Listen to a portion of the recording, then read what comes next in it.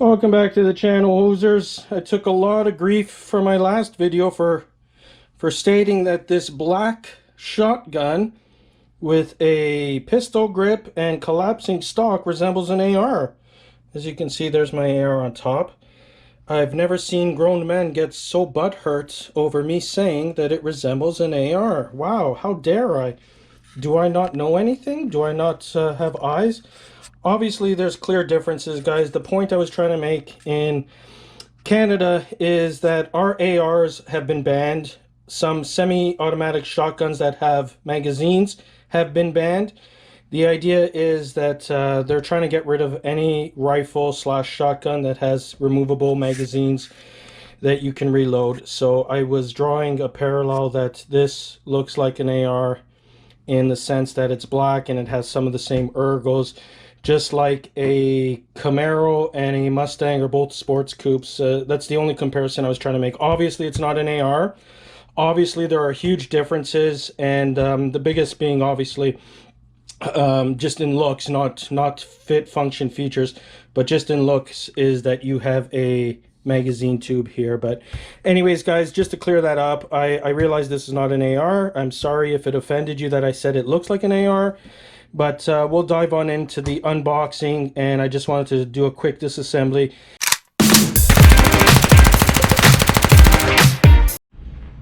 Welcome back, hosers. Just having a little fun there. I'm gonna say it once again. This here's an AR, and if you put a pistol grip and a stock on anything, I'm gonna call it an AR, and that's including wood. You guys know the wood meme? I'm saying if you put a pistol grip on that bad boy and a collapsing stock, that man is a walking weapon of destruction, packing I'd say probably 8-9 inches of AR goodness. I'll throw a picture up for you guys if you don't know who he is. But anyways, let's get back to it. So I just wanted to quickly show you what comes in the box and do a quick field strip. My understanding is somebody pointed out in the comments that this does not have a M4 Benelli copycat gas system or whatever. The manual does say that it says it uses a gas piston, gas chamber, and a piston guide. So I'm guessing it's a piston. It's not the typical piston that I'm used to seeing on like you know, an SKS or an AR that actually has, you know, something like this, which would be a piston pushing. This, by the way, is the hunting plug in Canada. So this goes in your magazine tube, and this will prevent you from loading the full amount of rounds that it will hold.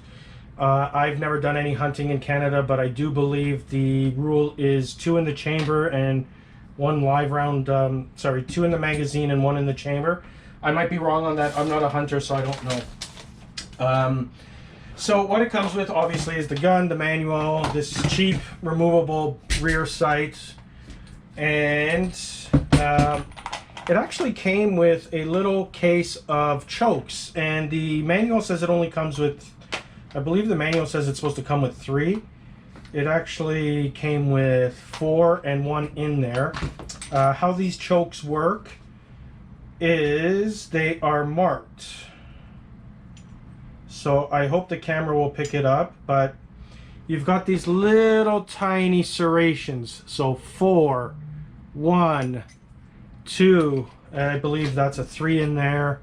Oh no, that's the 3, so I'm not even sure what's in there. The 0 maybe. Basically, it just goes from full choke to improved to it just goes up the gamut. Comes with the choke key, so this goes in there to let you turn it, and an Allen key. So I believe these, I don't know what they're offhand, I don't remember what they're called, but they are the same as the Beretta. I believe it might be called Mobile. I'll throw it up on the screen. M-O-B-I-L. But nevertheless, you know, $600 gun comes with 5 chokes, so that's pretty good value. And it can suit whatever you're gonna use the shotgun for. All right, so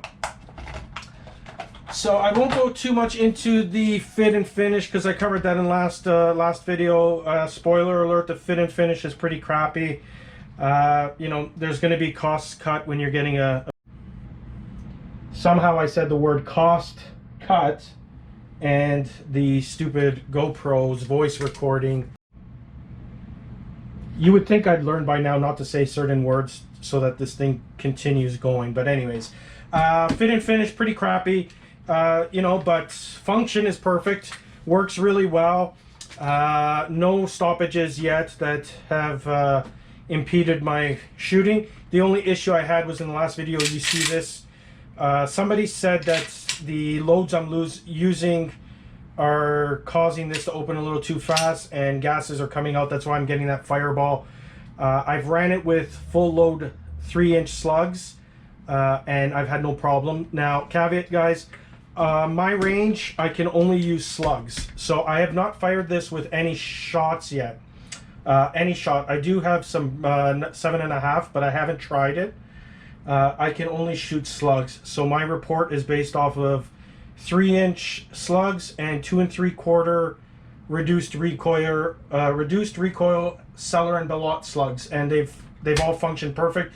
It's just sometimes with the S&B I get those little fireballs. Okay, so specific questions, let me know. But what I'm going to do is a quick field strip for you guys, and I'm not going to take off this rear sight, but I've mentioned this is plastic, kind of crappy. I normally run an optic on this anyways. I raise this, this little cheek riser goes up and down a bit so you can get a good cheek weld, and it's collapsible obviously. So I run an optic, but I'm just showing you like what it comes out of the box. So field strip is pretty straightforward. Somebody pointed out to me that this here is just a barrel shroud used for, I think he said it was for tightening the tolerances. So comes off. This here comes off.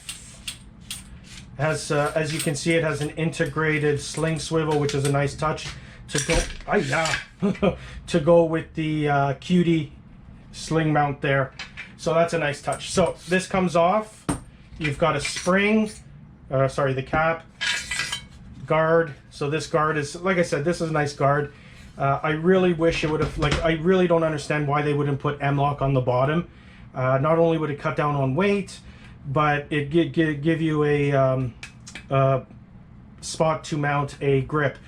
I understand you could put lasers or flashlights on the side if you want. I mean, whatever, to each their own. I have a flashlight on my AR, but I actually run it with an over-the-top mount. No real reason why, just that's how I run it. But nevertheless, it does have Picatinny on the side, so it's a nice touch. It's incorporated in, so you don't have to buy it. So next, you've got a spring that goes on the top. From here, the barrel comes out. So as you can see, the barrel comes out. Not bad. I believe it's 18 inches, maybe. I'm not sure. Yeah, I'd say it's like one and a half of my penis. So for the ladies, you know how big that is. All right. Next, I believe this just pulls out. I don't think you have to do anything special. Maybe you do. Yeah, so that just pulls out. And then once you pull that out, this piston, and again, they call this the piston guide and the piston spring. But again, I guess it, you know, like I said, it's not the traditional piston that you're used to. So I guess they're saying that, you know, this is acting like a piston in the owner's manual. To me, I wouldn't call it a piston. I would call this a, you know, more like a bolt carrier. But nevertheless, you got your bolt. This, you know, for the life of me, looks pretty much like a Remington 870 bolt, nothing to it. And then you've got the spring here. So that's pretty much the only, as far as I would break it down. I haven't looked at the trigger mechanism, have no need to. As you can see, I keep it running a little wet just because I've been shooting in the winter, and I'd prefer to run it wetter to keep any possibility of things seizing up in there, moisture getting in there. You know, I might use this gun today and then not use it for 6 months, and the last thing I want is, you know, moisture in there and then it's sitting in my safe rusting. So that's why I run it a little bit wet. I don't think it matters, but nevertheless, that's how I do it. So back together, same thing. You're going to put your carrier. This goes in, bolt goes in.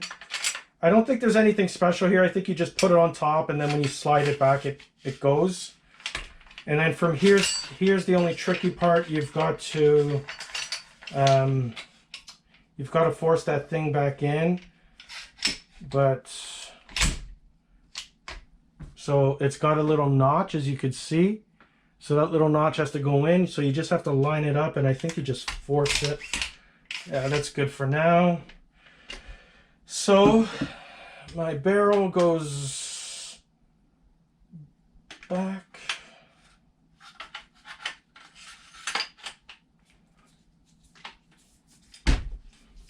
Just pull this down and the barrel will come in, lock up nicely. So you see it's locked up nicely. You put your little spring on. Foreguard. So this foreguard, this right here is a cap. So just put that cap right there. So it goes in just like that. And then your magazine tube is gonna just slide into there. So we do this. And then you're just gonna wanna make sure that this lines up properly. And then from there, you just put this retainer cap back on and just pull down and screw it in. You don't have to do anything more than hand tighten here.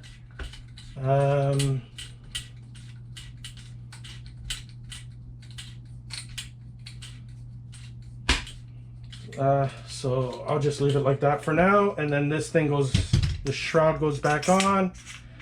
And again, this one takes a lot of screws. So there you have it, guys. That's just a quick field strip, and I really don't think you need anything more than that. Just make sure the sling swivel doesn't get in the way. But as you can see, pretty simple, pretty straightforward. Again, I apologize, I don't know about the Benellis too much, so I don't know if it's copying the M2. Somebody definitely told me it's not copying the M4. So there you have it, quick field strip. Think fires it really well. Not much recoil based on its weight. So I've really been enjoying it. No complaints whatsoever. I think I misspoke in the last video that I picked it up for under 500. I think it was, I looked at the receipt, it was actually it was $6.99 less 15% plus tax. So it was actually $6.76 Canadian shipped to me at, I think it was it before Christmas? Anyways, $6.76 shipped. So, you know, it's not expensive, but it's definitely not cheap. You know, considering it's a Turkish knockoff. You know, Remington 870s, I understand their pump actions, but you could buy a brand new 870 for like $3.99, $4.99, depending on the stock. So, you know, it is what it is. $6.76, not bad. It works. That's the big thing. And it comes with a few nice touches like the Picatinny rail. So, guys, I hope this teardown helped. If I missed something or screwed something up, please point it out to me. If you're going to tell me that it doesn't look like an AR, I say thank you. I'll thank you in advance. But nevertheless, like and subscribe, guys, and let me know if you have any other questions about this, or if you want to see me do any drills with it.